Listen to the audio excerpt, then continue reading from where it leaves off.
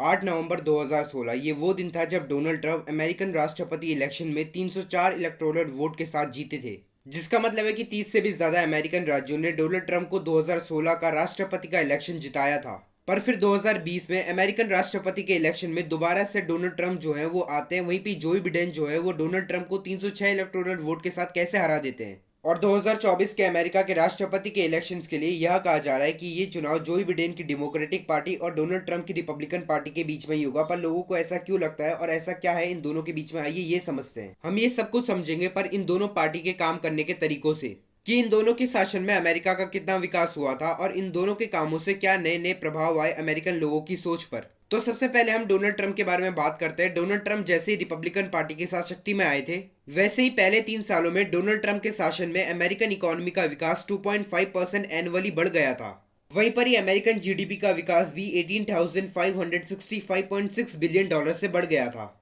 जिसका मतलब ये था कि अमेरिका में 2016 से ही पॉवर्टी रेट जो है वो 18% से कम होता जा रहा था और 2017 तक ये संख्या जो थी वो 12.3% तक पहुंच गई थी। यानी कि 2017 में अमेरिकन आबादी में से 3 करोड़ 97 लाख ऐसे लोग थे जो गरीबी की रेखा के अंदर थे। और अमेरिकन मिलिट्री बजट जो था वो भी 2016 में डोनाल्ड ट्रंप के शासन में 639.86 बिलियन हो गया था। और बजट को बढ़ाने के साथ ही अमेरिकन आर्मी जो थी वो फिर से 2016 में 0.08% के साथ बढ़ने लग गई थी, क्योंकि 2014 में अमेरिकन आर्मी जो थी वो -3.62% से कम हो गई थी और वहीं पे 2015 में -2.46% से कम हो रही थी। पर इसमें बहुत बड़ा बदलाव आया था 2019 में, जब ये नंबर 0.59% से बढ़ने लग गया था डोनाल्ड ट्रंप के शासन में। और डोनाल्ड ट्रंप के समय में अमेरिका के सबसे बड़े प्रोजेक्टों में से एक साउंड ट्रांसिट 3 कंस्ट्रक्शन प्रोजेक्ट को बनाया गया था 54 बिलियन डॉलर्स में, जो कि अमेरिका के इतिहास के सबसे महंगे प्रोजेक्टों में से एक था। और इतना ही नहीं, डोनाल्ड ट्रंप की वजह से ही 2016 से 2020 तक अमेरिकन बिजनेस और एंटरप्रेन्योर रियल स्टेट पहले से भी ज्यादा तेजी से बढ़ गया था। वहीं पर स्पोर्ट्स और एंटरटेनमेंट जो था वो भी पहले कुछ सालों से ज्यादा तेजी से बढ़ने लग गया था। पर इतना सब कुछ करने के बाद भी डोनाल्ड ट्रंप जो थे वो आखिर 2020 के अमेरिकन राष्ट्रपति के इलेक्शन में कैसे हार गए थे। डोनाल्ड ट्रंप के 2020 के अमेरिकन राष्ट्रपति इलेक्शन को हारने का सबसे बड़ा कारण यह बताया जाता है कि डोनाल्ड ट्रंप ने रिचर्ड हॉफस्टेडलर का नाम कुछ ज्यादा ही इस्तेमाल कर लिया था, जिसके कारण डोनाल्ड ट्रंप जो थे वो 2020 के अमेरिकन राष्ट्रपति के इलेक्शंस में हार गए थे।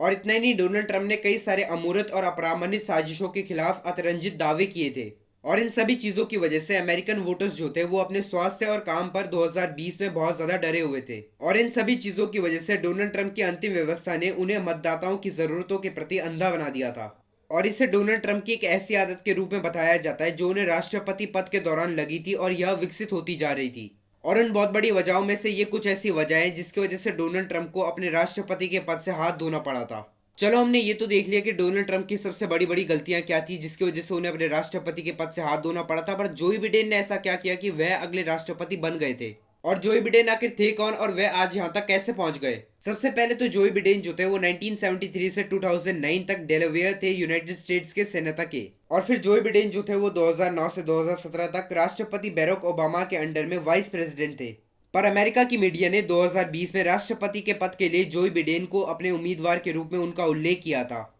फिर जनवरी 2018 में पॉलिटिकल एक्शन कमेटी, जिसे हम टाइम फॉर बिडेन भी कहते हैं, वो बनी थी ताकि जोई बिडेन जो है वो भी आराम से राष्ट्रपति के पद के लिए हिस्सा ले पाए।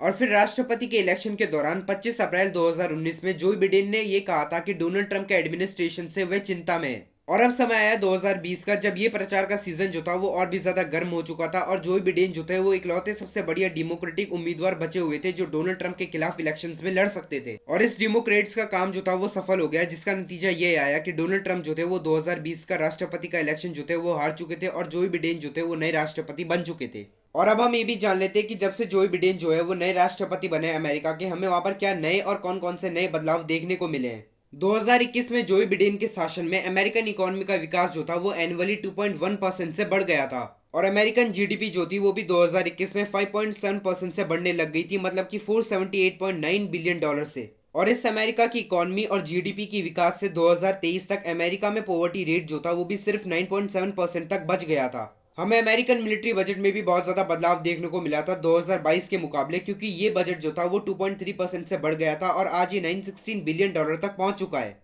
2023 में अमेरिका के पास 20 लाख से भी ज्यादा सक्रिय आर्मी ऑफिसर्स थे, आर्मी, एयरफोर्स और नेवी को मिलाकर। जोई बिडेन ने 180 बिलियन डॉलर का इन्वेस्ट किया था प्राइवेट सेक्टर में 2023 में। और इन सभी प्राइवेट सेक्टर का क्लियर एनर्जी मैन्युफैक्चरिंग इन्वेस्टमेंट भी $628 बिलियन तक पहुंच गया था जब जोई बिडेन जो थे वो राष्ट्रपति थे। और इतना ही नहीं, 2021 में जोई बिडेन के शासन में अमेरिका के पास एक नया रिकॉर्ड आया था 70 लाख से भी ज्यादा जॉब्स को देने का। और 2023 में अमेरिका के अंदर 20 लाख से भी ज्यादा ऐसे काम थे जिनका उत्पादन किया गया था अमेरिका में जोई बिडेन के शासन में। यह सभी काम जो हमने इस समय आपको बताए ये इन दोनों ने किए अपने अपने शासन के दौरान। और कुछ ही देर पहले हमने आपको यह बताया था कि अमेरिकन राष्ट्रपति पद के इलेक्शंस के लिए इन्हीं दो पॉलिटिकल पार्टीज के बीच में लड़ाई होगी। और ऐसा क्यों होगा हमने आपको यह भी बता दिया है, इन दोनों पॉलिटिकल पार्टीज ने अपने कार्यकाल में क्या क्या बड़े बड़े काम किए इस वजह से। पर एसोसिएटेड प्रेस की एक रिपोर्ट के मुताबिक अभी अमेरिकन राष्ट्रपति जोई बिडेन ने और पूर्वीय अमेरिकन राष्ट्रपति डोनाल्ड ट्रंप ने आधिकारिक तौर पर राष्ट्रपति के पद के लिए अपने आवश्यक प्रतिनिधियों का चुनाव कर लिया है। वहीं पर ही जॉर्जिया में अपनी अनुमानित जीत के बाद जोई बिडेन जो थे वो संभावित डेमोक्रेटिक उम्मीदवार के रूप से नामित किया गया था, जिसकी वजह से उनकी अमेरिकन राष्ट्रपति के इलेक्शन में और भी ज्यादा पकड़ जो थी वो मजबूत हुई थी 2020 में। पर वहीं पर ही डोनाल्ड ट्रंप ने फिर से जॉर्जिया, मिसिसिपी और वॉशिंगटन राज्य में अपनी सरकार खड़ी कर ली है, जिसकी वजह से डोनाल्ड ट्रंप को रिपब्लिकन उम्मीदवार के नाम से नामित किया गया है।